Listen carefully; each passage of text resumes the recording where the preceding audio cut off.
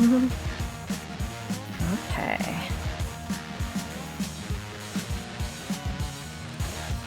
360, 720. Can I get a 1080 Twitch? Can I get a 1080? Maybe. You never know. You just gotta wait it out sometimes, man. Like, things have changed so much. I remember back in the old days, we were struggling to get like 240p. Yeah. Sometimes we'd do 360. I had dreams and imaginations of maybe doing one day in the distant future when bandwidth was omnipresent, cheap, and available, I would be 480p streaming. That would be wild. That would be crazy. And here we are. We don't even think about it. We're just like, all right. It just kind of slowly happened over time. It got, but then again, I often wonder, like, why do I even, for a long time, on Twitch, I streamed in 720p because we didn't get automatic transcoding. Yeah. And some people just could not watch a 720p stream, especially on their mobile devices. Steve wins the award. Yes, Steve, something's going on here. Yeah. Ben has something to do a little earlier today, so. No, we're changing the schedule. Oh, we are? Yeah. That's what I thought. Okay, officially. Okay. Yeah. I just thought it was for today. No. We're going to be getting to it. Basically, the show starts at 3. Okay. All you guys get to do is hang out and listen to the pre-show. Sounds like a fun plan for everybody. Look at that, the bot's even doing its thing. It's going out, pushing its data. Yeah, it bits. actually did it a little earlier than it usually does. That's nice. Well, we're early, but it pushed it out quicker. Got about 15 minutes on it, so we get around, like, when we go to launch the show at 3 o'clock, we hit that record button, we hit that big red record button. That's nice, Ben. I actually Everybody's like going to be around, and it's going to be ready to go. How's everybody doing? Middle of the week, everybody. Ew. Couple of things. I'm getting a bunch of stuff put together for Saturday's show. It should be kind of entertaining. Been playing around a bunch with the new NVIDIA 560 drivers, the open source beta drivers, and not having a single problem with them, unlike our brothers and sisters running Gentoo and, what was the other operating system I saw? Oh, an Arch. Nice. Over here in Debian land, they just kind of just work. Why? Because I'm pretty sure NVIDIA tests against the Debians. Maybe not so much with everything else, but that's all right. That's cool. All right. I got I'm gonna that. go to Twitch, and then I'm going to take a quick break. All right. After I do a Twitch pop-out. Twitch pop out? Yeah, for the chat. You gotta be careful with those Twitch pop outs. Yeah. Oh man, it's so weird seeing X without the junk plugin. I got a great little plugin I've been using for years, and it turns X, formerly Twitter, all the junk that's like floating around with subscribe and what's happening and what's trending. It just gives you your timeline of the people that you subscribe to. Nice. It's amazing. It's brilliant. And I'm like, that's all I want from a service. I don't need any extra. It's like going to Reddit without typing in old.reddit.com. Kind of like what we used to use TweetDeck for. Exactly. It's like a much narrower, TweetDeck was good. I got a lot of views out of TweetDeck. I don't even know what it was. It was like $10. It's not worth $10 a month to me. To some people, it definitely is. Like, there needs to be, they could have did a better plan because, the entire time TweetDeck has existed, I've been sitting there going, y'all should be charging for this, like, way before it became X or anything like that. I'm like, this is just free. All right, this is awesome. I'm going to use this. It's, for somebody like me, it was a great way to gather news sources and keep track of stuff. Like, I'd give you like $5 a month for it, but I don't get $10 worth of value out of it. Yeah. And I'm like, nah. Unless you're a big business or something. That's right. Yeah. And then that doesn't matter, but like $10 a month to just read stuff. Yeah. No. I don't think I would be doing that. Yeah. Well, I will be right back. All right. Mm-hmm. Ridsky, what sounds too social? I don't know. Speaking of social, I gotta do some social. What should we say we're doing? You know what? I put a title. See, this is my problem. I don't have stuff lined up just right yet. What did I name this? Dodgy flash detection, because we're going to be talking about dodgy flash detection. Based on a true story that happened since last Wednesday. And other oddities today on LWDW. There we go. What's up, Scoots? Twitter X actually showing you content might be too much content. I don't know, man. Like, again, this is just like this omnipresent problem. Like, this is why I rolled my eyes so hard. Because, like, what was his name? The Elon guy. He bought X. Then everyone's like, it's horrible now. And I'm like, Twitter's been horrible forever, man. What are you talking about? We're going to pretend to it's like getting worse. The thing I hated about Twitter, and this was just a constant battle the entire time I've always used Twitter, was you have the chronological timeline that showed you what people posted in the order that they posted, only from the people that you followed. Then it had the other button, which was the crazy button that was like suggestions. So it was like stuff you read 3 weeks ago from whatever. And they would just flip it over for you. And like, you'd open the Twitter app. Like, I don't even have a Twitter app on my mobile devices anymore. I got so fed up with that. And it would just be useless junk that you've already read. And I'm like, what's going on here? And you'd have to manually set it back. And they're like, okay. And it would last for, a couple of months sometimes. And then it would flip back. I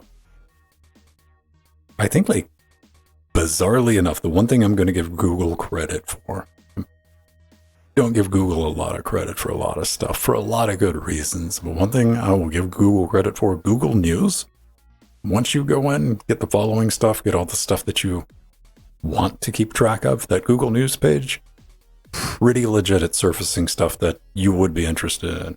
But you got to put some work into it by itself. It's not so great.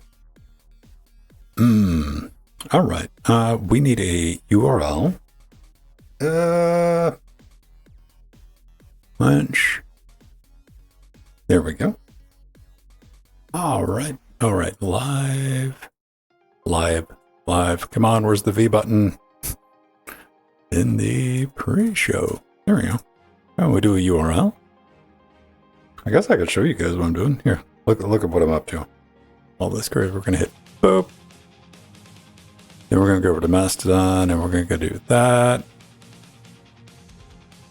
There we go. If I'm logged into, let's take a look at Blue Sky. Who remembers Blue Sky? I sure don't. But I have 5 notifications, so somebody does. Oh, this was fascinating. So this book was published in, I think, either 1981 or 1983. We had it wrong the whole time. You're not a real gamer. You're not. You gotta be a gamester. What do you think about that? We're not gamers, we're gamesters.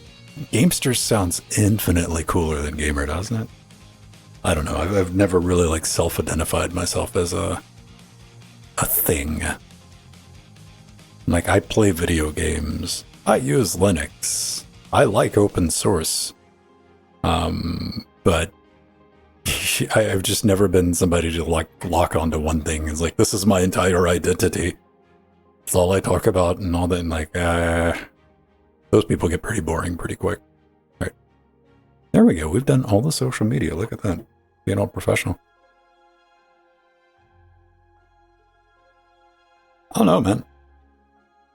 I like video games. I've always liked video games, even when I was a kid.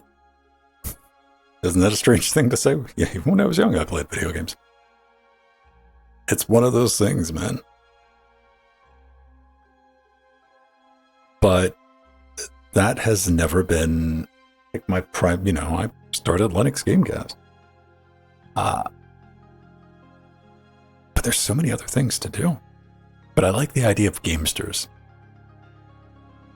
It has such a more mobster effect to it than just gamers. And I'm like, yeah, we're gamesters, man. Like teamsters.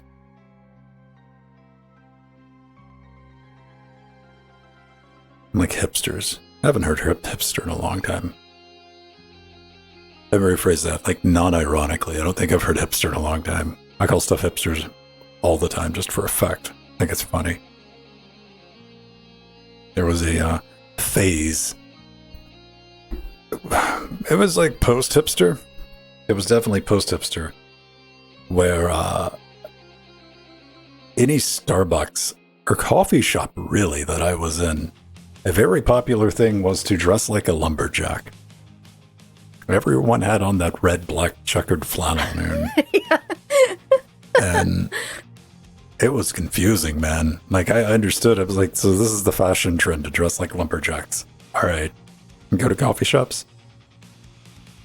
Wild times.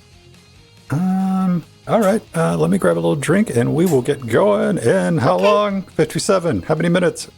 3 minutes. Then we're going to press that big red button. Yeah. Oh.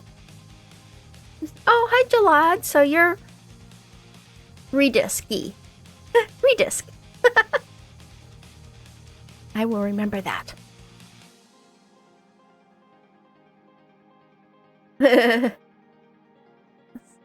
Yeah, I got a new time a little bit earlier, but it's all good for me. I actually like it, doing it a little earlier. For me, it's 11:58.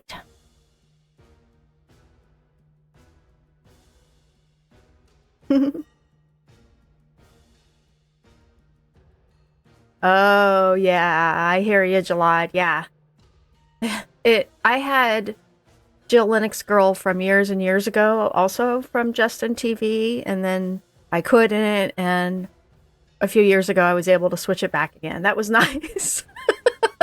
It was really nice. Oh, hi, Artherin. Yay! So this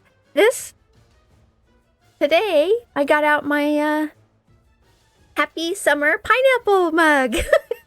I love it. I had the strawberry the last few weeks. I'm like, why don't I have a pineapple? Two of my favorite fruits. This is a cute little, it was from the Dollar Tree. It was great. So cute. Yeah, pineapple. Yeah. It's really cute.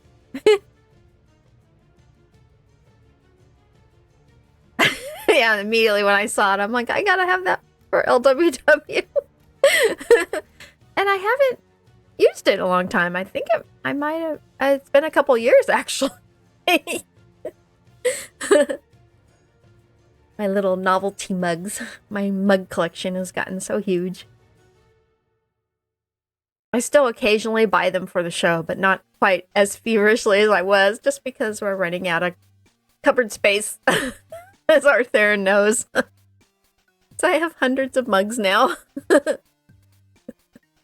Well, Arthur, did you have a good day at work and happy to be off and watching LWW? It's such a trip to think that you're watching it at night, because for me it's morning. It's like so cool. That's always so fun when I talk to my European friends.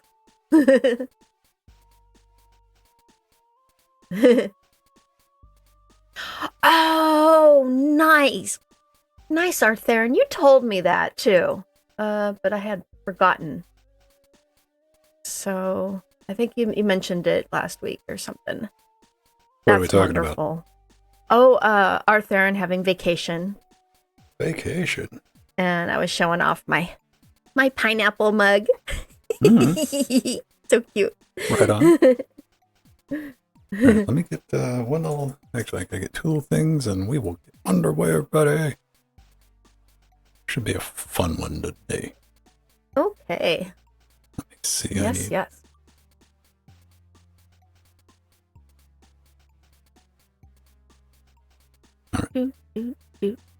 I know. Ah, the hip beats have left us. Aw. Now we have the rock beat. The rock. The generic basic metal _22. All right. Let's see. You used to have Jalad on Twitch? Yeah. Yeah, that's his name now is Redisc. Mine was Linux Gamecast on Justin. We were streaming on Justin, man, like no joke. Yeah. Linux Gamecast started streaming on Justin TV. Look that up, children. That was what we used to call Twitch back in the day. Then we didn't really know what to do because Justin was like, you can just like stream anything. Like, we're only doing gaming. Like, you'd get in trouble if you weren't playing video games on Twitch in the early days for a while. Yeah, I know that was. And they just like cautiously tolerated it as long as we were talking about gaming. But if we spent too long not talking about gaming, that'd be like, you'd get a message, man. We're like, hey, hey, what are you doing? This is so. That's for a while. We were streaming on YouTube for a while. Then they opened up all the categories, like podcasts and talk shows, and now it's just like crazy. I have no idea like what category. I just put us in science and technology because I figured the type of person on Twitch that even knows to look for science and technology categories can be like, all right, yeah, I'll put this on in the background and listen to it. All right, I got it together. Let's go ahead and push a big red button. Nice. Boop. There we go. And we'll get back up to the top here for our bouncy outro music. Yeah.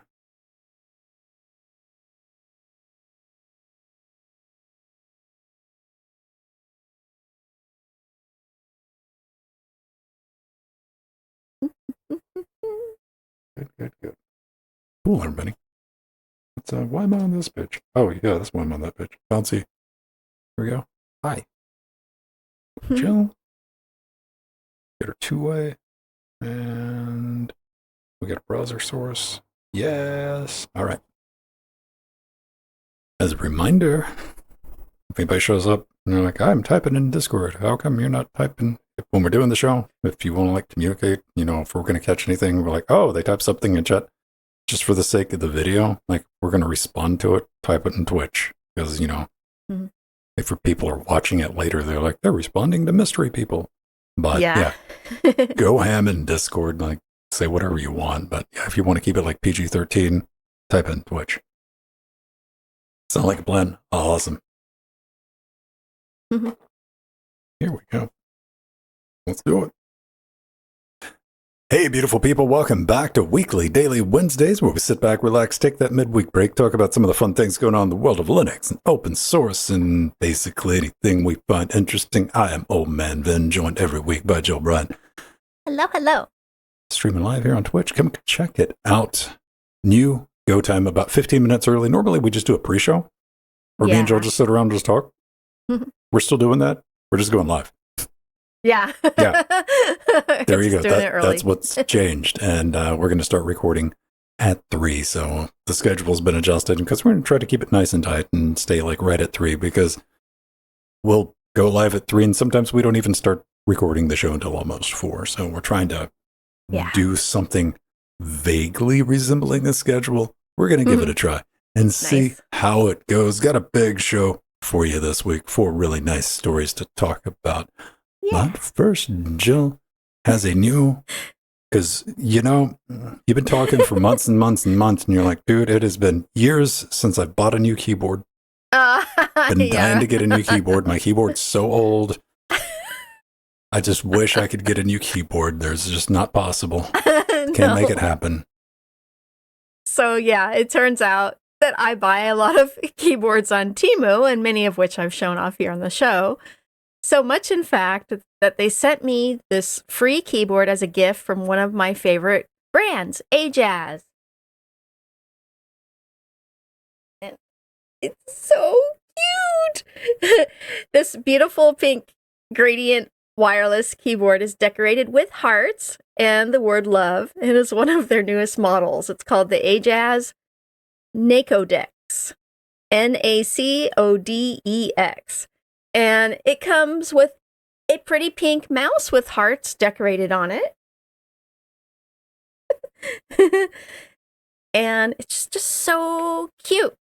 So cute. And it's just adorable. Look at that, Vin. Little heart motif. I refuse to look at it. I don't need nightmares, man. I just got my eyes closed this entire time, so I don't deal with it. Well, anyways, this is actually a fantastic keyboard. No RGB, and it isn't mechanical, but the keys have a nice click to them and are quiet, which would make this a good keyboard to use here in my podcast studio. Ven would appreciate that. It looks delightfully flammable and possibly venomous. Yes. But I was really, it's really, really cool. I had no idea about this keyboard, and I think one of the reasons I got it as a gift is they're, promoting their latest keyboards. Yeah. And I've bought, what was so funny, Ven, is me and Steve were talking about, my Steve husband, every time I get a keyboard from them, and particularly this company, I would make a comment, oh, I use this for my Linux podcasts, video podcasts. And I've done that a few times. So we're kind of speculating that they may actually have sent it to me because it was official. It was actually from the company. Oh, so they can get some free advertising. Yeah. So, because it wasn't in a normal Temu box. So maybe. Well, it worked. It worked, and I love it. I love it. It also comes in an orange gradient, which I want to pick up as well. So I don't know what the final price is going to be. Probably around $20, $30 is their normal prices on keyboards. There we go, ladies and gentlemen. So I got something I want to talk to you about. There's some interesting news show up this morning, to which I went, well, that's going to be a problem for a lot of people. What am I talking about? Reddit is now going to block all search engines other than Google. Yeah. Now, they're doing this under the guise of misuse. They've updated their API, they've updated their robots. Now, everybody's going to try to be cool. I'm like, well, I don't use it. Everybody uses it. Everybody knows the cite Reddit trick. Because why? Reddit has been the internet's forums for just about everything for going on almost 20 years. And there's a lot of static on Reddit, a lot of bad stuff, but there's also some useful information if you go digging around in the right places. So if you're on Bing, if you're on DuckDuckGo, if you're on, I don't know, Uncle Slappy's search engine land, those aren't going to be showing up anymore. That's going to be a problem. Did you see that coming? Who saw that coming? I don't know. I didn't. There's a reason I launched a forum in 2024, people. I'm just saying. I'm not saying if there's a bit of connection there. And unlike Reddit, I have a privacy policy that says, who do I share your data with at Interfacing Linux? It's one word, kids. Nobody. Hopefully forums are going to come back. Not just mine, but everybody else's, because you live long enough to be the hero. Reddit's did the IPO. It's just going to get worse downhill from here. So I want to keep that in mind. Visit your local BBSs like we used to back in the day. There's a bunch of great ones, a bunch of old ones like Linux Questions. I got one on Interfacing Linux. That's where you're going to be finding your data. Unless you're just like, I'm just going to use ChatGPT, and you're still not going to get information from my site because I block AI scrapers. There we go.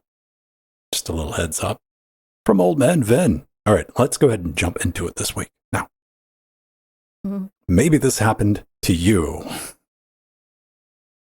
You went out and you bought a 2 terabyte flash drive from AliExpress for 57 cents, and you're thinking to yourself, you know what? There might be just a wee chance that it's not legit. Maybe. You got a suspicion. Now, everybody listening to this show, you're like, well, that's an obvious scam, isn't it? Yeah, you're right. We're not going to fall for that. Let me go ahead and throw you a curveball, though. SanDisk. What I'm showing right now for the audio listeners, 2 packages of SanDisk Ultra 32 gig, indistinguishable. The genuine one is on the left. That's where it starts getting dangerous. Yeah. Because at a glance, you don't see anything. I mean, we're talking down to like, you're really going to have to start comparing fonts and the embossing on the plastic. Yeah. Before you're like, oh, right, and like what I had to do with with this PlayStation 4 controller because I was told it's not genuine, but it was a bug in the software with the wireless connection. So fakes are everywhere, and they're getting really, really, really good. And you know this, Amazon is filled with them.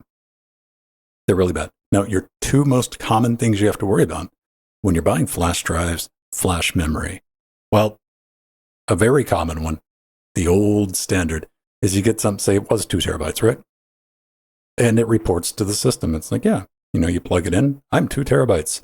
And you start filling it up with the data, but it really only holds like 500 megs. Anything after that, it just starts zeroing it out. And there's not a problem after that until you go back to try to read it. And you're like, where'd all my data go? I'm like, LOL, JK, company's gone now. Or here's another one. The capacity might be correct, but it's got some S tier memory. Not what the kids consider S tier, but the old school meaning of S tier. It reads and writes at the speed of smell.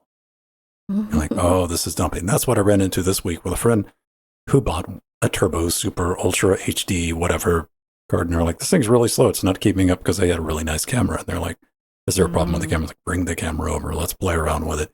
Finally tracked it down using this. This is not new, but I want to remind everybody about it. F3, Fight Flash Fraud. Super simple tool. Really comes in handy. And it's not just one thing, it's a collection of tools. There's a bunch of stuff in here to play around with. You'll be able to verify your performance. You can check your drive capacity. And here's a really neat one. Let's say you get one, you get like a 2 terabyte drive, and it really is like 500 gigs. You can rewrite it to reformat it to report the correct size if you just need to keep it around. Actual capacity fix. Super dope, super neat, super handy. And on top of that, there's even a GUI for Arch users. Yeah. Look at that. Yay. Oh, wait, I can't say Arch. Nix users. There we go. That's the new one I'm going to pick on for no reason, just because I love them. There's a Qt GUI for F3. You plug it in, you click check. It's going to tell you what the real free space, what the free space is, what the actual free space is, and it's going to give you a read speed, write speed. Super simple. Some you need to think about, even with flash that you got laying around the house, because if you're listening, go back and watch the video version. You very well could have some fake flash media floating around your house, and you might not want to put anything terribly important on that, because I know a lot of you got Raspberry Pis, SBCs, and we just buy sleeves of flash cards. At least I do. And I do too. You got to be careful with that. You really do. Now, the good news is you don't have to go install Flatpak. You don't have to download anything. F3, like I said, it's been out for quite some time. Ships with most distributions, including Debian, including Fedora, including Arch. So you don't have to worry about it. But it is a tool that I want you to have in your toolbox, and it's something I want you to use, because you can't trust anything like outside of going to a physical if I ordered something from like B&H, I would have a little bit of faith in it. Yeah. I order something on Amazon, you have to do your due diligence on Amazon these days. It is not a guarantee that you're going to get a genuine product anymore. Not by a long shot. So keep that in mind. You can check our show notes, but if you want to go to fightflashfraud.readthedocs.io, you can get all the information, or just head over to Linux Gamecast and check the show notes, click on it, there'll be a link, and use it.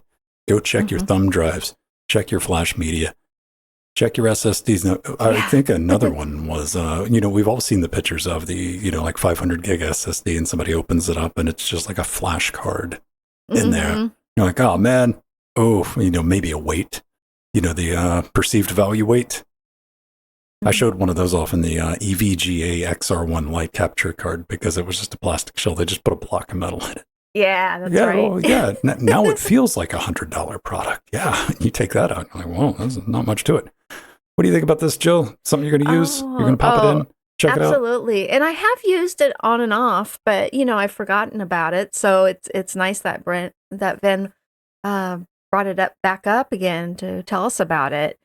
And, what's sad, Ven, is it used to be you could rely on Amazon for their, their products would be legitimate. But a lot of the products are coming from AliExpress and Temu, and they're not always Well, you see, this is the thing. If you order from AliExpress, Yeah.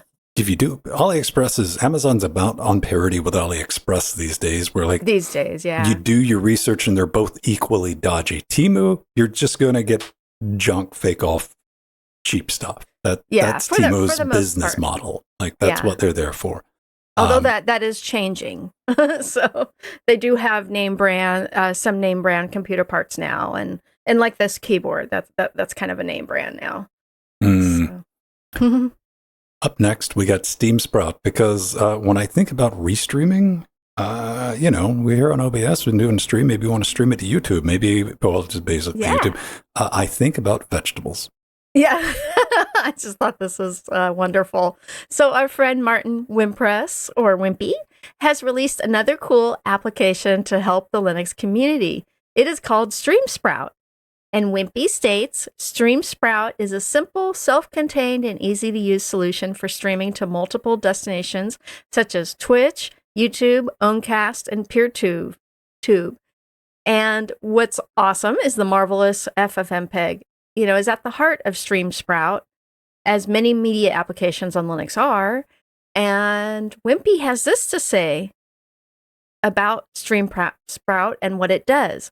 It uses FFmpeg to receive the video stream from OBS Studio or anything that can publish an RTMP stream, and then restreams it to multiple destinations, providing similar functionality as services like Restream.io and LivePush.io, but without the need to pay for a third-party service or run something like Nginx with the RTMP module. This is awesome. You don't have to pay. This is awesome. This bypasses that whole need to have those services, at least here on Linux. It's really nice. And Stream Sprout uses a simple YAML file that runs on your computer with OBS installed, but it can be run remotely, and it doesn't even require root access. All you have to do to get started is configure Stream Sprout. Once it is installed, set up a custom stream service in OBS with the URL from your Stream Sprout configuration. Start the Stream Sprout service in the terminal and click the Start Stream button in OBS. And stop it when you're done. And it will automatically send that beautiful video stream to all the services that you want. And you can even save the stream to disk as a backup. And thank you so much, Wimpy, for this marvelous new video streaming tool. And thank you to our Patreon advisor, Arthurian, for posting this in our show suggestions in our Discord chat. This is just marvelous. This is pretty neat. One thing you need to keep in mind, though, this does not, a couple of months ago, I did a bunch of experiment with setting up Nginx and doing the restream. We were restreaming on Facebook, Twitch, YouTube. Remember that. One thing this does not do, as pointed out, RTMPS, which is secure. So a service like Facebook, you cannot use it to stream to at all. It's just not going to happen until that functionality gets added later. I do have a long documentation that me and Jordan kind of worked on. As a guide to set that up, I've been hesitant to push it out just because I'm like, probably don't, because there's some trickery I got to do to make that part work. I understand why it's not supported in this. So I love to see it, but something I want everybody to keep in mind. When you're doing this at home and you're doing it locally, you're multiplying your bandwidth, your upload bandwidth. So if you got 6 megabits going on Twitch, and here's nothing you need to keep in mind. I didn't get a chance to play with this, but I'm assuming it is just, since it's not doing any transcoding. So if you're doing 6 megabits, that's going to be 12. If you want to do stream to YouTube and you want to stream to Twitch, you want to add another service, keep that in mind. One thing you're not going to be able to do with this, since it's not doing any type of transcoding, is say I wanted to do just because we're limited to 6 or 7 megabits on Twitch, but I wanted to send 10 to YouTube. That would be two different things. I don't think this is going to be able to pull that off, but it looks simple enough to set up. So give that a look, play around with it, and have a good time. Yay. Now, normally, we talk about a slice of pie, and there hasn't been a whole lot lately. Not a whole lot going on. Haven't had much to bring up. But We don't have just one to talk about this week. We have two. Starting with we got to work on these names, though. We really got to work on these names. Man, it's like, oh, man, have you heard about the U2500 hat? I'm like, oh, man, that's better than the KL13-16-2 hat, man. Yeah, so true, Ben. And, speaking of 2.5, oh, okay. So Ben switched the stories around. Yes, of course. So we have a Raspberry Pi 5 hat that has two functions. It has a 2.5 gigabit Ethernet port. In fact, there are two of them, and an M.2 NVMe to boot. So it's called the U2500, and it is a dual function expansion module Raspberry Pi 5 hat that features an M.2 NVMe drive slot, as well as two 2.5 gigabit Ethernet ports. This is for projects that require high-speed storage and networking for databases, media services, and high-performance computing tasks.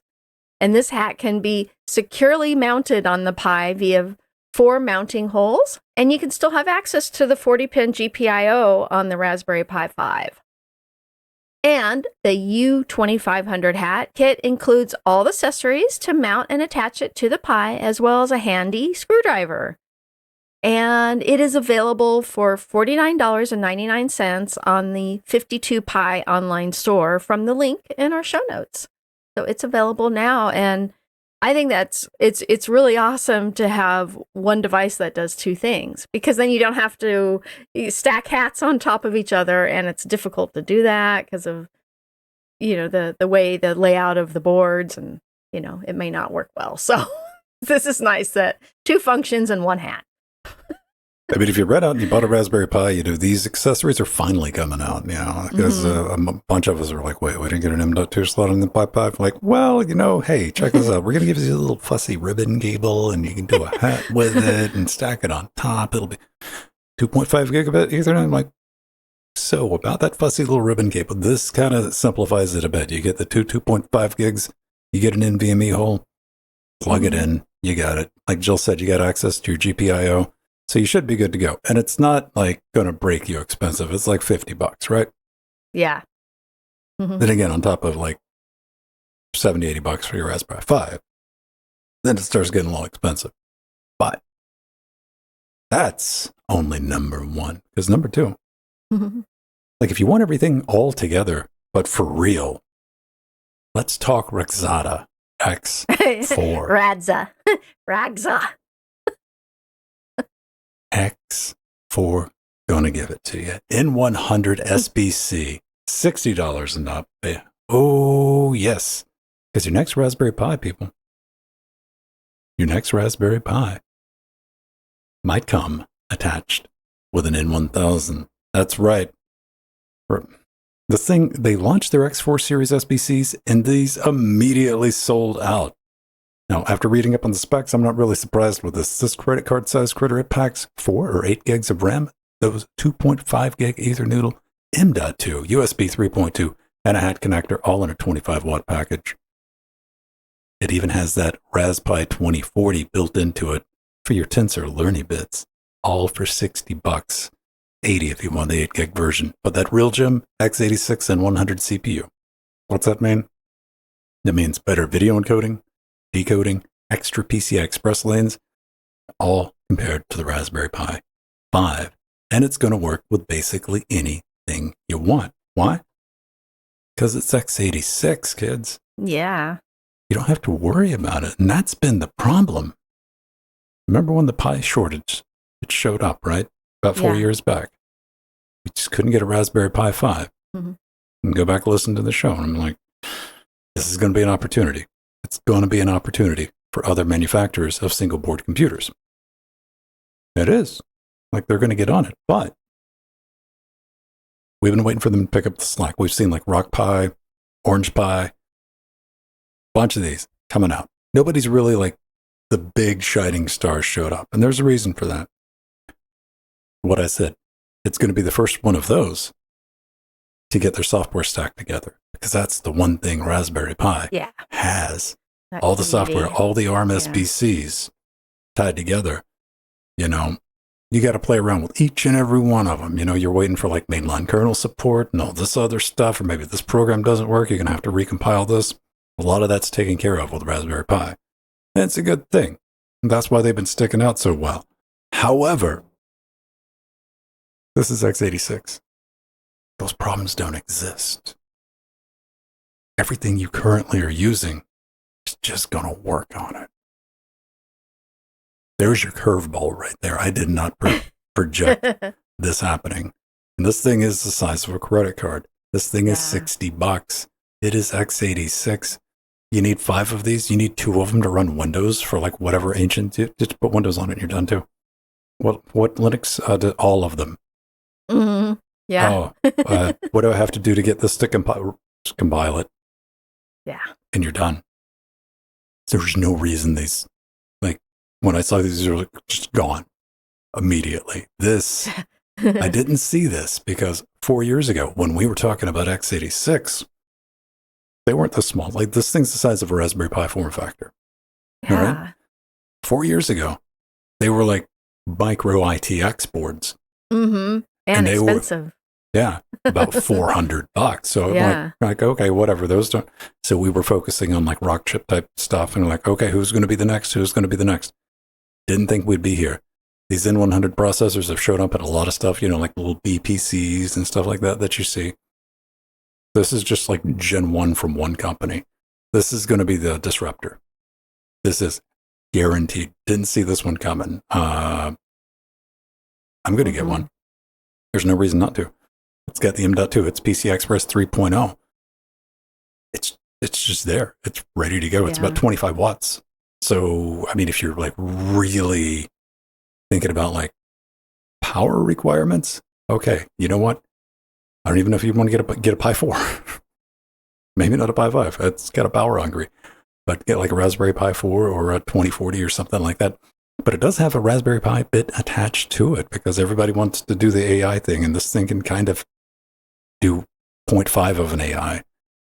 So, yeah, man, very exciting. And it's got the 2.5 gigabit built on the board. Don't need a hat for this one, Jill. Yeah, and it's even got PoE support as well with the 2.5 gigabit Ethernet port. And it has a headphone jack with microphone support and 2 micro HDMI 2.0 ports up to 4K 60 using the 24EU Intel HD graphics. And like Ven was saying, it's credit card sized, and it's an Intel Alder Lake N x86 powerhouse running at 4 cores, 4 threads, and up to 3.4 gigahertz max turbo frequency. It's pretty amazing. It's probably, I think it's one of the most amazing mini cards we've ever talked about here on the show. They did a pretty good job with us. And, you know, I'm probably just going to go ahead because what were we talking about? Who was the name of the company? I see Arthur talking about it. I was like, I might pick up one or two. What was the other company that made the funky ones I was thinking about buying, but I wouldn't buy their power supply on principle? Zima. Zima board. Yeah, the Z in it. Yeah, they were like $99. Effectively the same thing, but those things were bricks, right? Yeah. You know, think like a old school laptop power supply. That was about roughly the same size. This thing's tiny. Yeah. This thing's tiny. They get it all shoved out. No, admittedly, the CPU is put on the back, but let's make good use of that PCB. Low power, and of course, it's got 2x HDMI 2.0, so dual 4K 60 out of that. I'm probably just going to get a pre-order for one. I'm just the 4 gig version, and you know, I've said a couple of times ever since I've started playing around with I did the video for interfacing Linux and just the entire rundown of the HP Elite Desk. Like, this is the next evolution of that. Yeah, this is smaller, not as powerful as the Elite Desk. Yeah, but here's the thing: this thing blows the doors off a Raspberry Pi 5. It blows the doors off a rock chip anything. Why? Because it's that N100 CPU. Like, they're not even in the same ballpark. Yeah. When it comes to speed and ease of use and compatibility.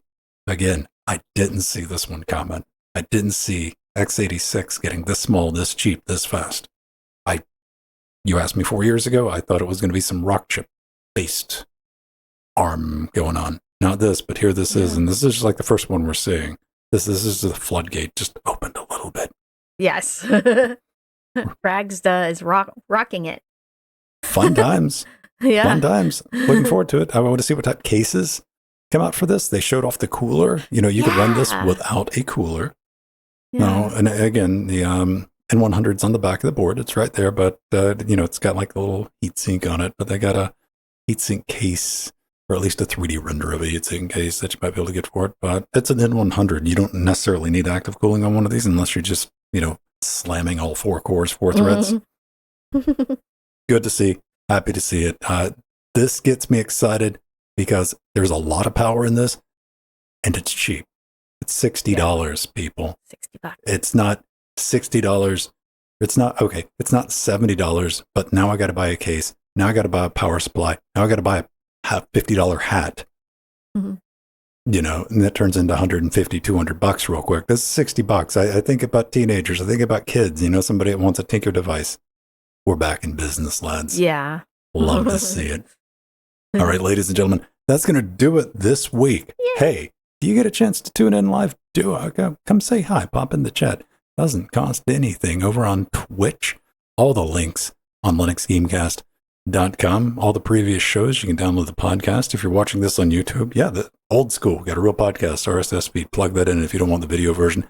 But we do a special video version for our patrons, all the people who make this show possible. The reason you don't get commercials, you don't get us going any weirdness. We're just like, say what we're going to say. Patreon.com/LinuxGamecast. I process one out. There's no ads in it. You can download it. Do whatever you want to it. And you get the live and uncut versions a week early because, hey, it takes us about an hour to make this 20, 30-minute show every week. You want to go back, relive that live experience? I got you covered. Not only in video, but I'm making a podcast too. Oh, yay. Now how much would you pay? Whatever you want. Go over to the support tab. $1 a week. We really appreciate it. It also gets you access to our Discord, our super secret Discord, where we're at the other 6 days of the week. Linux loving miscreants abound. Of course, we're all over the place talking about a bunch of stuff. And we have LibrePay, PayPal. You know, if you get extra jingle laying around, we'd appreciate it. And I promise you, put it to good use. But that's going to do it for this week. Have a great rest of it. And we'll see you again next Wednesday. Yeah. Check that out. Now, a big thank you with some credits. Yes. This is the time we thank all our beautiful patrons, including our advisors, Omegas and Artherin, our executive producers, David, Drummer, Eshep, Ian, KR Ducky, our Chicago Kicks People level, Empty, Blasphemia, Super Death Stout, and our Sea Monsters, System T, Mark, DSNG Joe, Dirty Dean, our Death Notes, Benjamin, Doom 2 Wad, Stephen B, our Chairlings, Greg Hibbard, Douglas Hitchcock, Thomas. Too many of you beautiful people to name in one quick sitting. See Thomas, run. Yeah. All right, everybody. Bye-bye. Bye, everyone. Love you all. Yeah, let me know in the comments, though. You gonna buy one of those? Are you even excited about this x86 stuff? I saw that and I'm like, I want to go play with that. I want 2 of them. Yeah. All right. See you next week.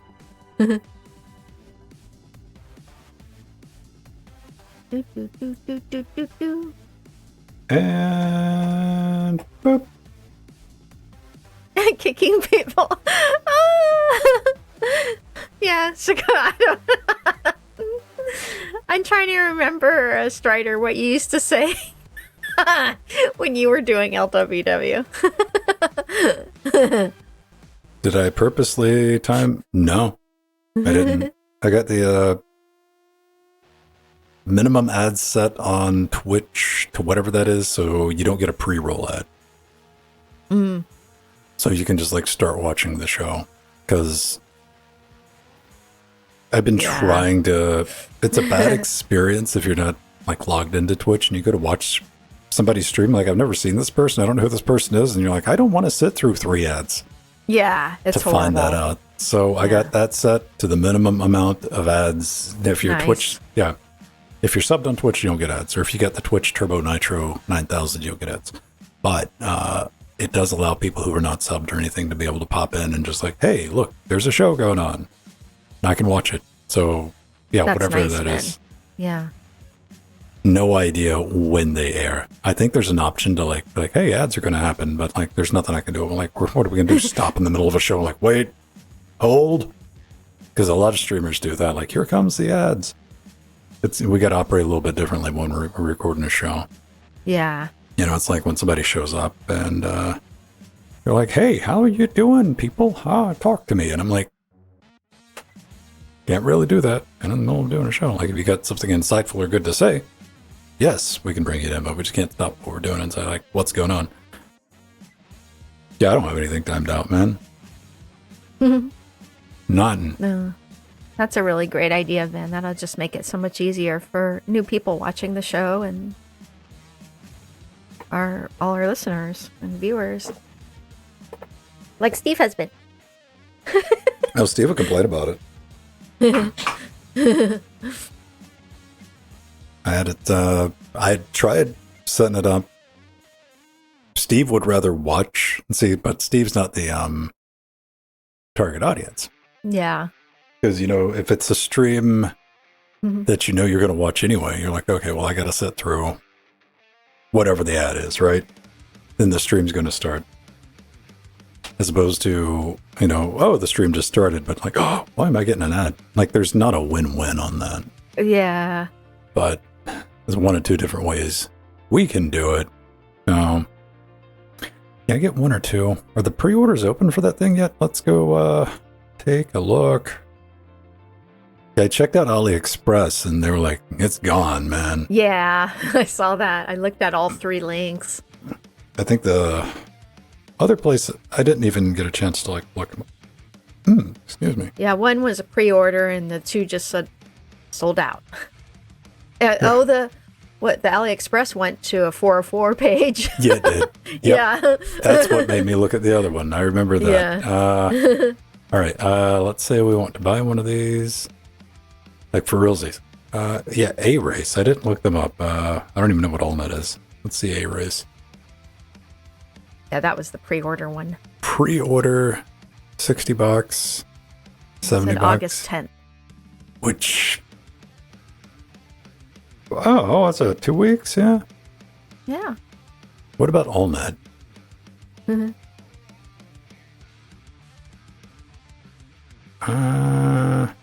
Another $60. Yeah, and they do have EMMC versions of this. The Reds is pretty cool. It doesn't...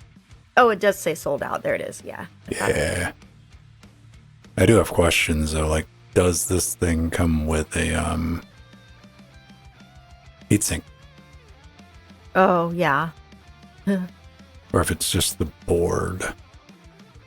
I gotta, that's why I haven't like smashed. I gotta do a little research. Gotta do the research, man. Where are we at? Oop.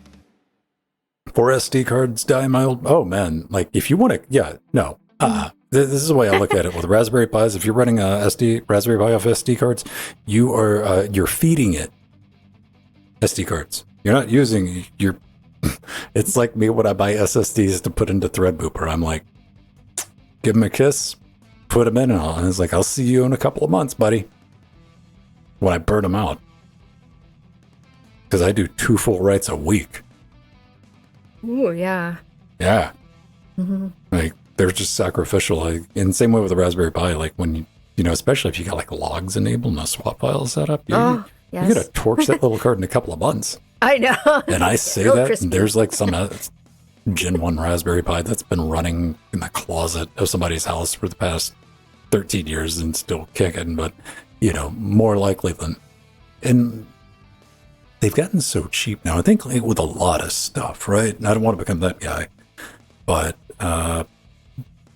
the durability, the right durability of SD cards have gotten, it seems, worse.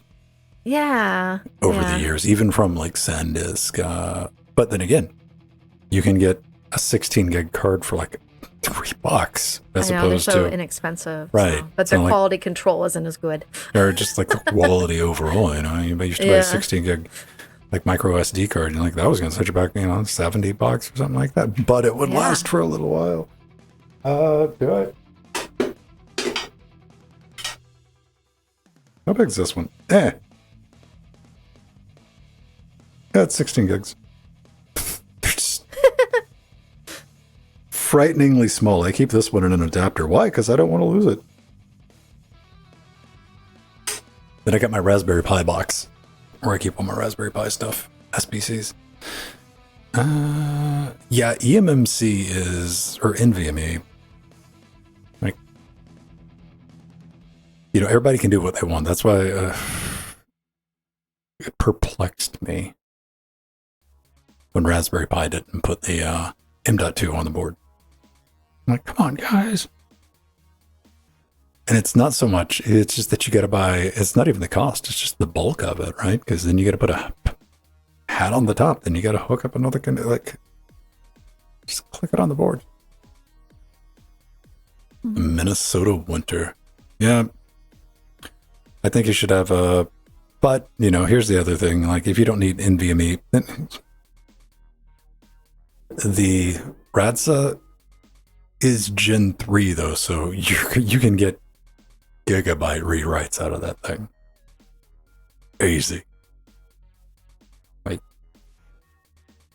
but if you're happy with, like, USB 3 speeds, like, you're fine with a Raspberry Pi 4 or 5. You can just boot off, like, an external USB 3 drive.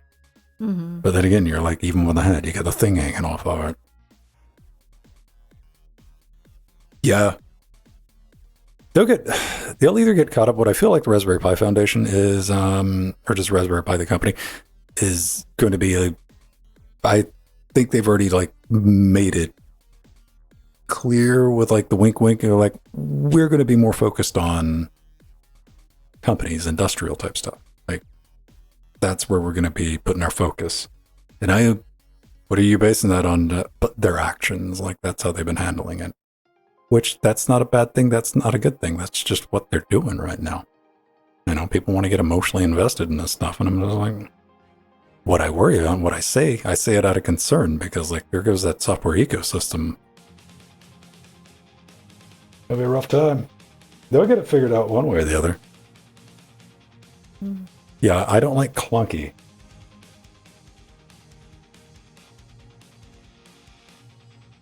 Not at all. I'm not a fan of clunky. No. I like case. That's why I was a big fan of the, even though it's a poorly designed case, the Argon.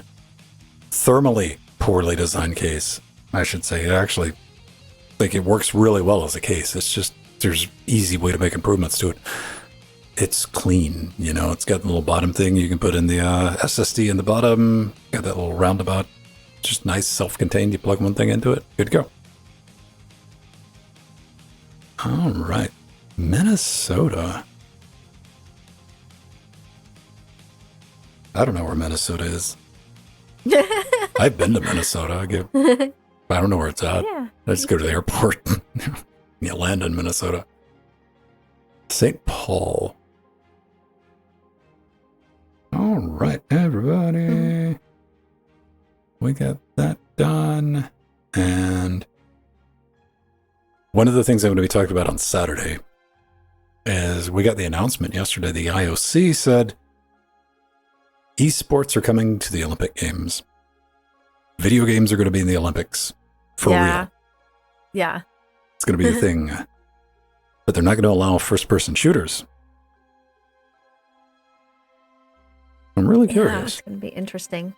What I've games? been enjoying watching breakdance, because that's a new sport for the Olympics, and that's wonderful, because that it is a difficult sport and brilliant to watch. It's really fun.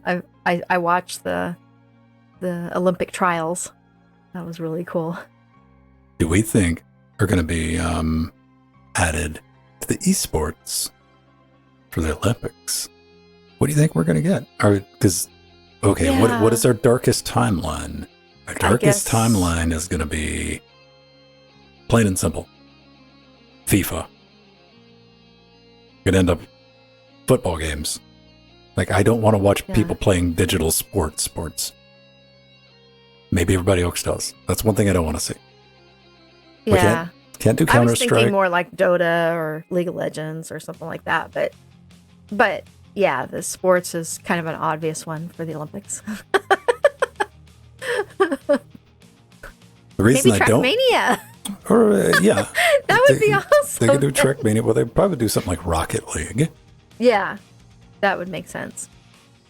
I don't know, man. Well, fantasy violence, Scott. Not everyone has the insatiable bloodlust of Canada.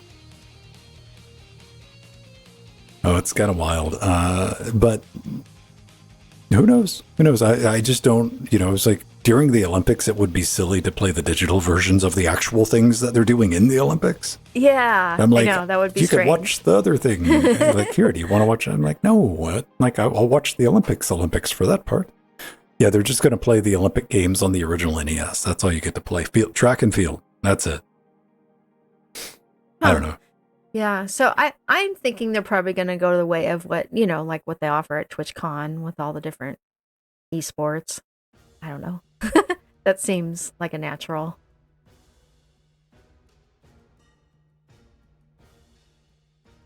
It is really fascinating watching esports at TwitchCon, because they always set it up so that all the computers are in a circle and the audience sits around the circle. It's really actually kind of fun and unique. One of the things I was watching this weekend was Evo. Oh.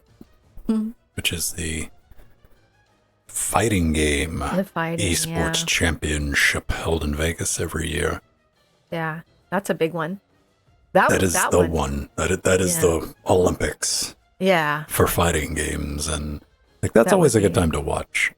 Even though, I'm so far removed from fighting games, but I still like to keep track of it. I definitely want to say that I don't think it would be my favorite game to play.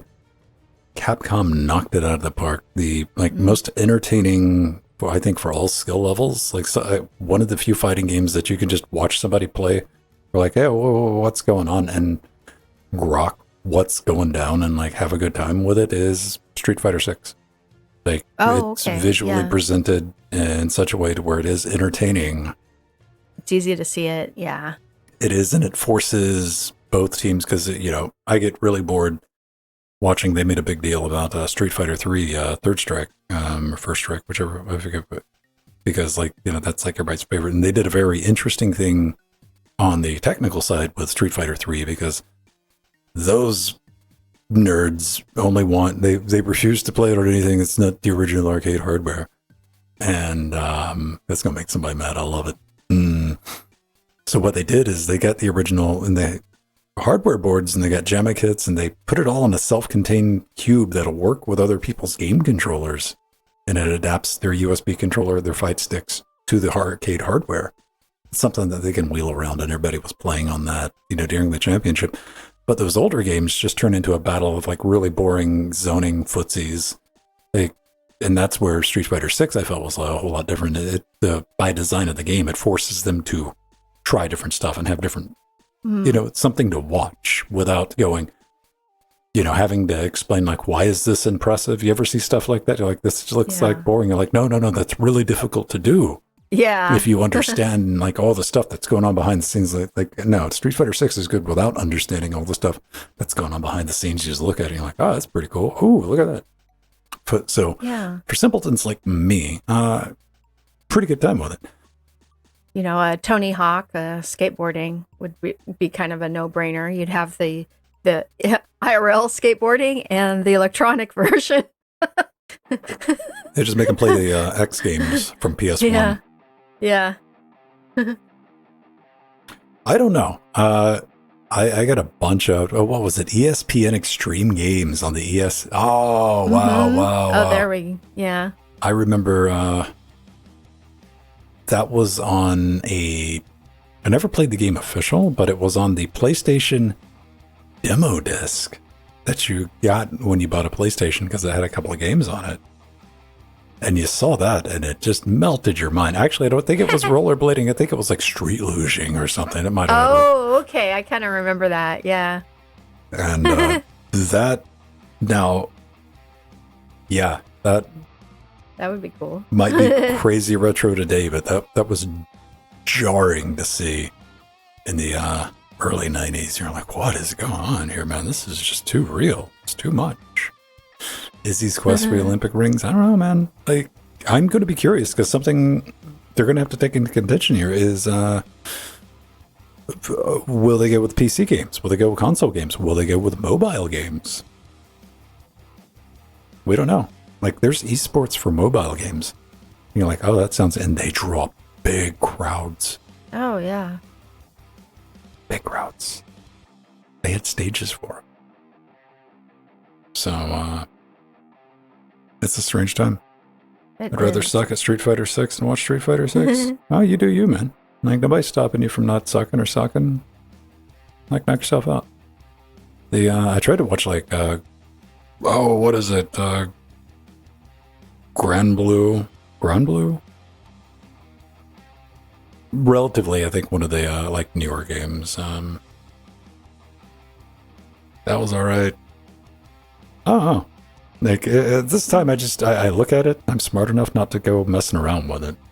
What we need is, we need a re-release of Mortal Kombat 2 with, like, really solid rollback netcode, and I'll be back. I'll be back. I'll come throw down with everybody. We can have, championships. I think that was, like, the last game that I would consider myself moderately, competent at. You know, I definitely played other games after that, you know, your standard fighting games. But that was last what I would say, like, I would consider going to a local tournament and losing. But outside of that, everything else has just been absolutely just for fun. I never got into the, what is it? Not Smash, is it Smash Bros? What am I trying to think of? The Brawl, I can't think of the Nintendo game. I don't know. Super Smash Brothers, is that it? There, Super Smash Brothers, yeah. Maybe they'll have Minecraft in the Olympics. that would be kind of cool. Yeah.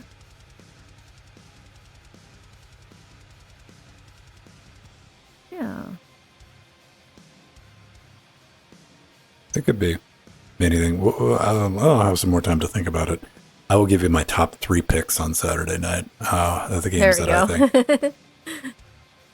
Because it's just going to be whoever shows up with the most money. Those are, you know, we want to pretend like they're going to pick the best games. And we're like, you know, EA is already making phone calls. Yeah. With FIFA. They're like, hey,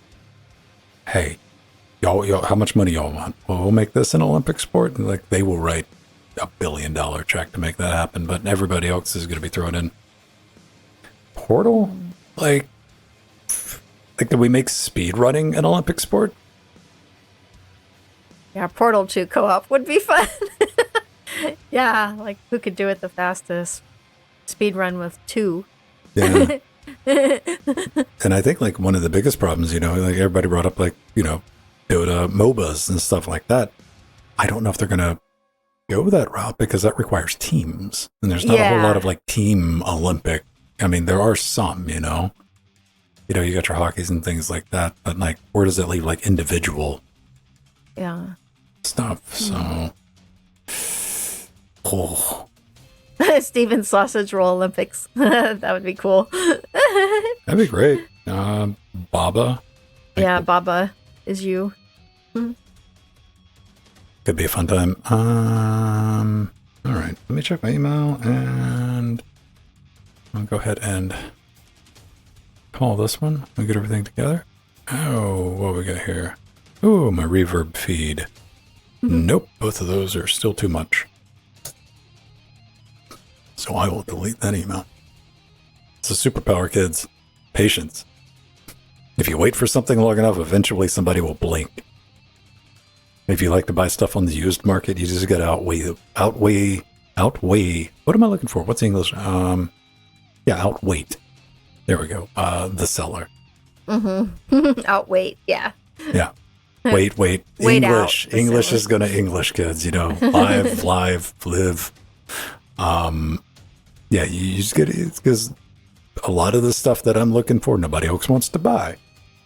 I'm like, I'm your target market, and that's overpriced, and we'll wait, and I'm not going to like waste my time negotiating with you. Like, you get it at the right price, I'll buy it. All right. See you next week, everybody. Jordan will be back tomorrow doing something on Thursday. I think he's still rocking the Outdoor World, so I want you to stop by at 7:30 p.m. Night. Come say hello to him. Be like, hey, Jordan, what's going on? See if he writes you back, talks to you. He'll be here on Twitch. And Friday, we're doing the Cops match. I've reworked our Linux Gamecast. If you want to head over there, all the information that you want for Trackmania 2, got it updated. You get access to 1,500 maps over the weekend if you want to go back and play all the great ones. And these are ones that we've been over the past couple of years. But we put new tracks in last night. Great time. Servers up 24/7. Go practice on it. If you're a Twitch sub or if you're a patron, you already got access to this. Like, this game's super cheap too, and it runs on everything. It's like $9. So if you like the physics puzzles that involve wheels, come get in it. We're in Discord, having the fun. You don't have to play with us live, but if you wanted, friendly little competitions on Friday nights, come say hi. 7:30.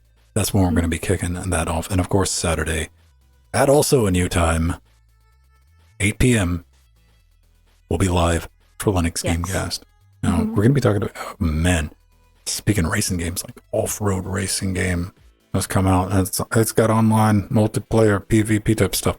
Kind of excited about it. I'll be talking about that. Another game, Hollow Survivors, looks pretty interesting. I'll tell you all about my experiences so far with the open source NVIDIA 560 beta drivers, because I'm going to resident NVIDIA shill. After Pedro and Jordan went to the red side, I'm here on Team Green, holding the flag. And like I said, I'll give you my thoughts on the Olympic Games and how that's going to play out for good or for bad. All right, everybody. Have a great rest of your week. Mm-hmm. Bye-bye. Bye, everyone. Love you all. Bunch.